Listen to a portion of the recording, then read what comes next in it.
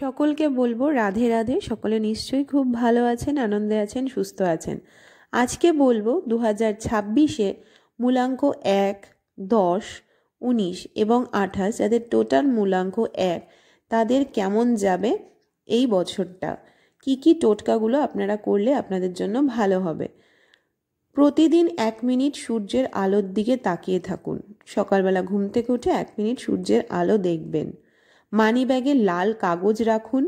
সিদ্ধান্ত নেওয়ার আগে 3 বার গভীর শ্বাস নিন। যে কোনো, যদি আপনারা মনে করেন এই সিদ্ধান্তটা ভীষণ গুরুত্বপূর্ণ, সেখানে 3 বার গভীর শ্বাস নিন। দেখবেন আপনাদের কাজে নিশ্চয়ই আপনারা সফল হবেন।